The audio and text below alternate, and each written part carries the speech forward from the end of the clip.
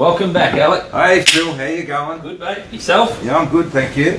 Well, the usual. How'd you go in Geelong? Well, did you miss me, Phil? That's what I want to know. I did miss you. Oh, isn't it? Had to put it with James last weekend. Yeah, how did he go? You go alright? Yeah, he's going good. Yeah. We thought you weren't here because you didn't win the Vegas comp, but neither did he. No, that was another story. That yeah, just fell short there. Like, you know, obviously had one chance and we won our first final game on a Saturday and lost our second one. So not required on Sunday, Phil.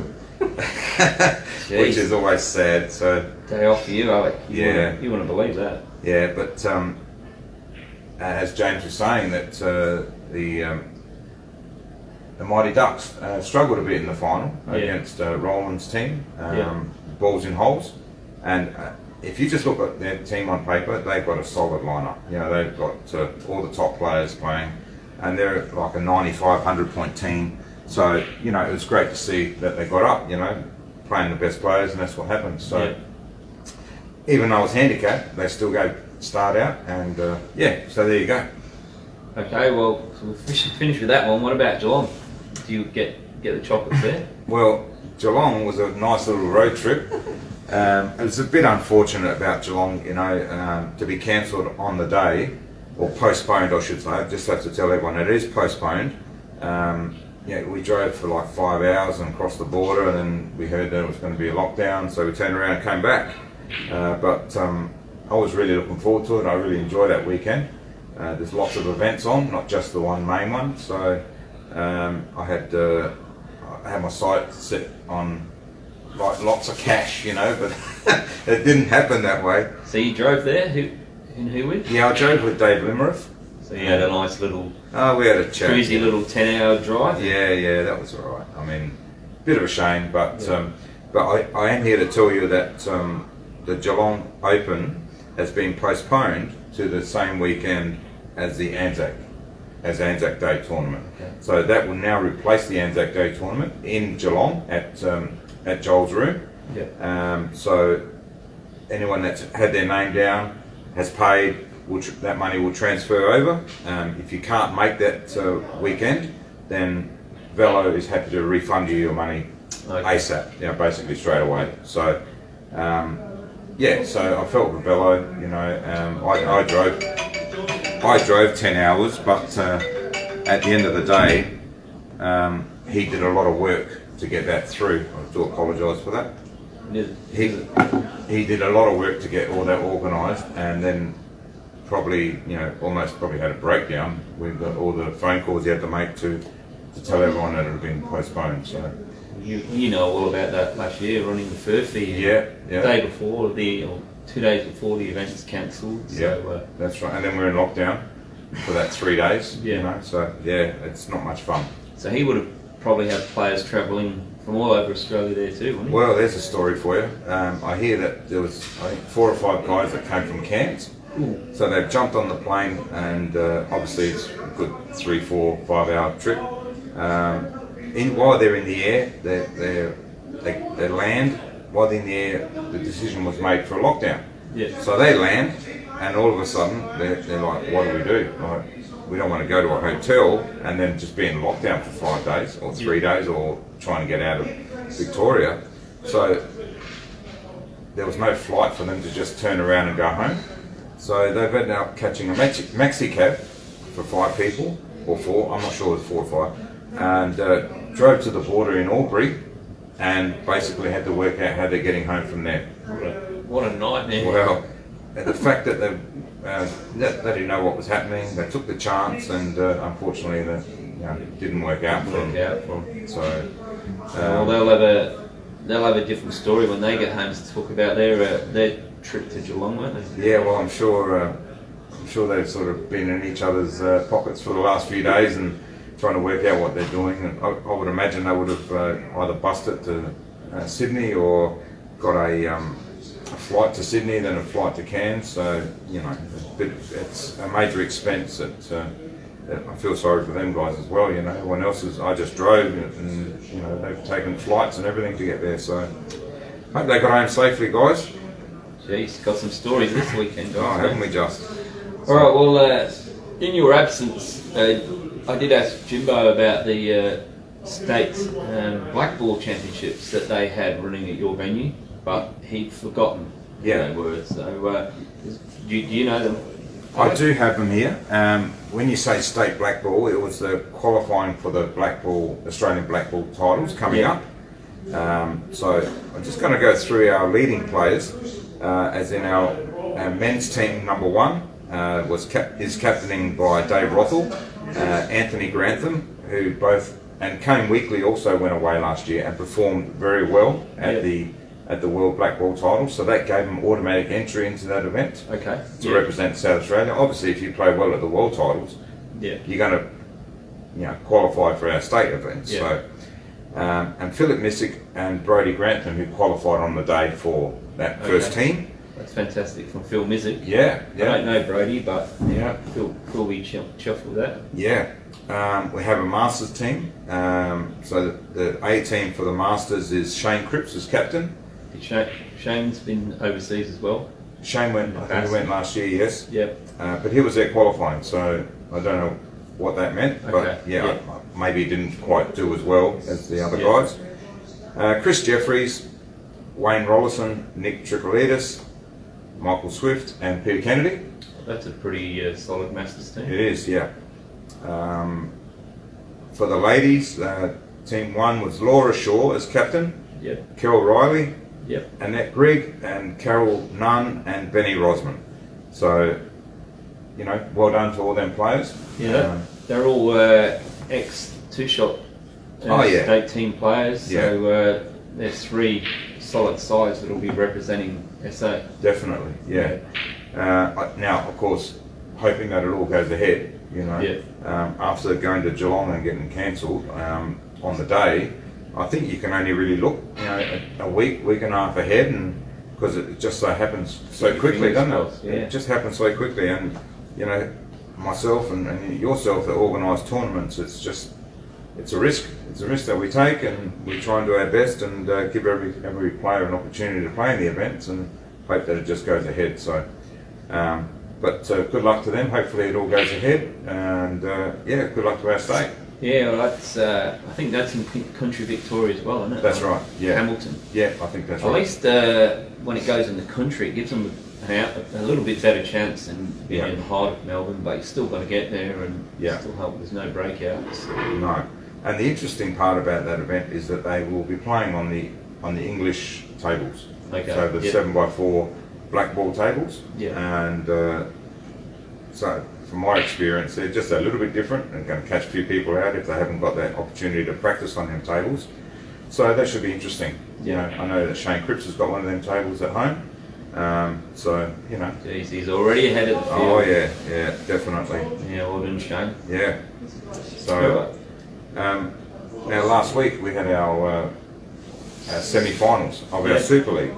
Yeah. So we do have some success for Mr. Evreniadis. Well, making the final in any team event is tough, and that again was a handicapped event with the Super League. So we ended up beating Red Jays, and that was a close game. It was like 8-all, 11-all, and we had to give them like 6 or 7 stars. We ended up beating them 25-11. They needed 13 to win. Yeah. So we were 11-all, and we had a big run on and just got over the line in the end. And the Red Ducks did a demolition on Roland's team, and so it's us and the Red Ducks on tonight at 7:15 at Empire. And that will be streamed through Empire Bar and Pool YouTube. Yep. So if you go to YouTube, type that in. So our team matchup tonight, I thought it's interesting to go through, is Mikey Castello, Daniel Porter, Jaden D'Amica, Larry Cavallaro, Jesse Berlemon, and Anthony Cacciola. Yep. So they've got 3 solid players there. Yeah, 3 Australian players. Yeah. My team, I've got myself obviously, and Taylor Meyer. Yep. She's very solid, knows the right shots, world champion and all the rest, Andrew Fidge, Anthony Crisp, Dave Glover, and Shane Torchio, and Phil Jones. Well, you've got a couple of Australian and world champions on your side. Yeah, for sure. So, if you look at the names, you know, they're solid 3 guns. Yeah. We don't have the solid 3 guns, but we have a good solid lineup all the way through. I think they might have to give us maybe 1 or 2 staff, 1 or 2 point staff. It's going to be pretty close. Yeah, it's going to be a good match, and worth watching if you've got nothing to do tonight. So it should be 7:15 our time. So get on there and have a look. I did speak to Phil last week after the semi, and he told me going into the last round they had a pretty big lead on you. Yeah. And Reilly, one of their players, he was in the venue, and he told me they felt they'd already got you. Yeah. And they only needed to win 2 of the last 6 or 8 frames. Yeah. He felt that they were over the line, and one of their players popped the black and going off. Yeah, that was a nice little handy. Yeah, he reckons that was a big turning point in that match. Yeah. But anyway, it's pretty good reeling them in. They had a big start on you. Yeah. You overcome them. So Yeah. be a good final tonight. Yeah. So just going further on that, the new season for Super League looks like we've got 18 teams at the moment. Wow. 18 teams, which is just awesome. Fantastic. And that means a couple of things. There's a lot of prize money to be handed out at the end of the season. It's going to be a long season, but at the end of the day, I feel that the players just want to play. They don't care, and just want to hit balls, be there every week and play. So that's what the committee's come up with. They've got 18 teams, 2 rounds, starting on the 1st of March. Now, if you're interested, again, Star One is the man to get in touch with, or through myself on at work, through Empire. But if you're looking for a team, get in touch with us. Yeah, for sure. So 1st of March, which is a Monday, will be the round 1. Yeah. So there you go. Fantastic. Well, I know for me, Alex, I always look playing the final, and I know it doesn't matter what standard it is, everyone wants to play in the final. So I think everyone will be pumped for tonight. Absolutely. All good players, and eager to hear your result next week. Oh yeah, that's all right. We haven't had any finals happening in the Snooker SA for a few weeks now. We're just starting all our leagues and seasons just like you are, Alec. Yeah. So this week we started the Challenger League, which is like our B-grade snooker league, and we've got surprisingly 4 or 5 new players who have joined the league, which is fantastic. A lad from Sri Lanka who messaged me through Messenger from over there for when he got here. He's joined the league, and he's not too bad a player. And he's pretty solid, and we've got a couple of 8-ball players that have joined the league. So that was good, and we had the start of it this week. So I'll quickly let you know who won. So we've got Dave Winworth, your driving partner. Yeah. This is our 3rd season. He has made 2 grand finals, and he's unfortunately fell short in the finals. So he told me this is his season. So he got off to a good win. He won 3-2 over Mike Wellens. Sohail Mohammed, that's the new player. He played Gary Azel. Gary Azel got him 3-2. Benjamin Zalco, who's our junior snooker player, he's just turned 16, Alex. You know Benjamin, he's been moving up the ranks. He's now jumped into one of the leagues, no handicap to help him no more. And he had a credible loss. He lost 3-2 to Derek Hill, who just won the 147 comp. And John Barnes, who finished 3rd last year, he lost to one of the new players, Gavin von der Wall, who you know from 8-ball.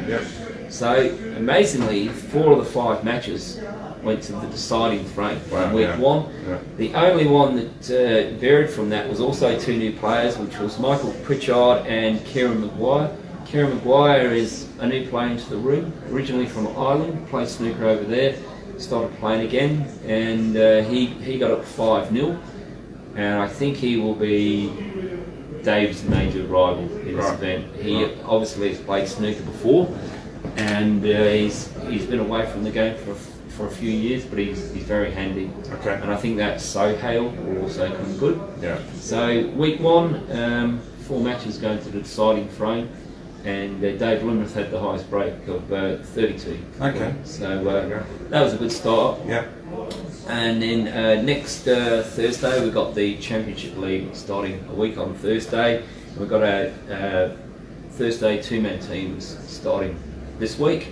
So we've got lots of action happening, just no finals. Yeah, I'll that's quickly right. run through the Tuesday nights, Yeah. because there's a few names on there that you might recognise. Yeah. So in our Tuesday night league, which is also handicapped, the team on top, we're just over the halfway, so we're nearly 2/3 of the way through.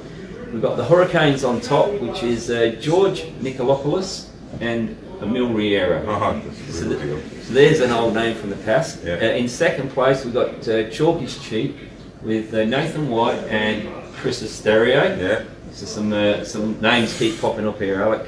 In third place, we've got Blurred Vision, which is where's Peter? Peter and Tom. Now I can't pronounce their names. I spent They're brothers. No, but they're good old Greek guys, and I don't want to pronounce their names wrong, or I'll feel some pain. But Oh, okay. they're all doing well. We've also got Taylor's dad, John Meyer, and Ken Goods, who they lost in the final last year. They just dropped down to 4th spot. My dad's also in the league. We've got several of the RSL players, so that's also a very tight league. Yeah. 10 teams are playing Tuesday night. Yeah. So our leagues are really smooth and all about to kick off. So it's Monday through to Thursday now. It's pretty hard to get on the table at night time here, right? Yeah, right. Which is fantastic. So do you have some tables available if someone walked in? Yeah, well, so what we do is all our matches, we have at least 2 tables. Okay. We always keep 2 tables for the public. Yeah. So at least if you come here. There you go. A lot of people ring up now just to make sure they get a table. Yeah. Monday nights there's a few more free. Yeah. But generally we always keep a couple of tables. Cool. Well, it's good for everyone to know that, so they Yeah. can always come down, try and get a hit for sure. Yeah. Yeah.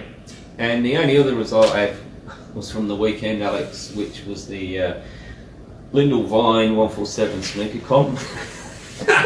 Was that the 8-ball player again, Phil? Yeah. Okay. I can't believe it. Lyndall has now won 4 consecutive snooker tournaments. So, Wow. we had a strong field on the weekend. 12 players in it. Her husband was in it as well. Yeah. He didn't fare as well as Lyndall, but amazingly, she's still standing up.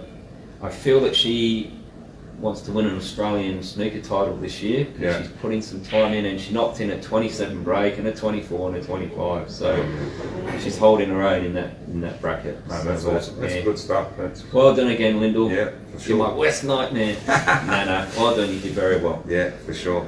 So that's mainly our results for the week, Alex. Cool. So, All right, there you go. what about up in incoming events? Yeah, up and coming. Yeah, we got a tournament on. It's American 8-ball knockout on the 21st of February, which is this Sunday. It's a handicapped event. It's $15 entry.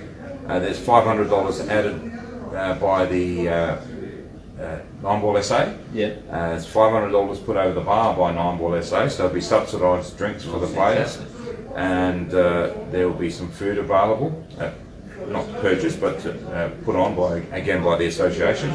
So it's a bit of a fun day, get everyone out and about. Fantastic. And it's also an opportunity for some new players that are playing in our season, up and coming season, to get on there and have a hit and meet some people. So that's perfect for anyone else out there that wants to come along and have a game. The week after, you've got another event, which is our State 9-ball. Yeah. The State 9-ball is a Saturday and a Sunday event, so it'll be Saturday for qualifying, which will then give us rankings for the Sunday, will give us positions, and Sunday will be straight knockout. So that's the week after, and that's a tiered entry. So the C graders will pay a little bit less, and B graders and A graders will pay the most. So yeah, that's basically it. So the next few weekends we'll be quite busy with events. Again, looking forward to our Vegas League starting on 25th of February on a Thursday.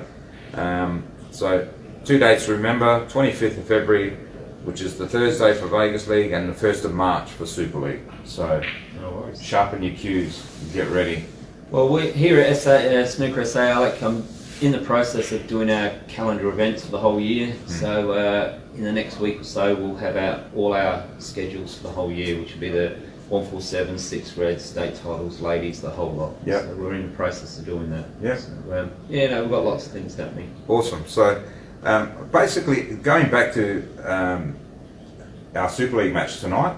I was wondering, anyone that's watching the show today that knows about the Super League on the Monday nights and knows the players that's playing, if they could just put a little comment to say either Red Ducks or the Bridge, Empire Bridge, either, and as to who they think will be the winning team tonight. Jeez. Just a bit of interest to see what... Putting pump on everyone else. Yeah, well, you know, I want to see who's actually paying attention and see what's going on. Everyone's got an opinion, you know, so let's just take 2 seconds to put a little comment there. Well, Alex, I reckon they're edging you. Yeah, I think they are slight favourites. Well, like I said, we've got a steady, even side. You got a steady. They got even 3 side. guns. But in saying that, Alex, they're Larry and Anthony. Yeah. They've been around a long time. Oh, yeah. They're warriors in their own right. Yeah. So I think they might edge you. Well, no one's been around longer than Dave Glover. Well, I'm not disputing that. You already said your team. So your vote is the Red Ducks, is it? The Red right? Ducks, yeah. We'll have a cider on that. Yep. Good on you, mate. You're on. All right. Well, good to see you again, Alex. Thanks, I'm glad mate. that you got back from Geelong safe and sound. Yeah. And all the best in the final. Thanks, mate. I want you to do well. Yeah. I still think I'll edge you. That's all right. All good. Good fun. See you, buddy. Thanks, mate.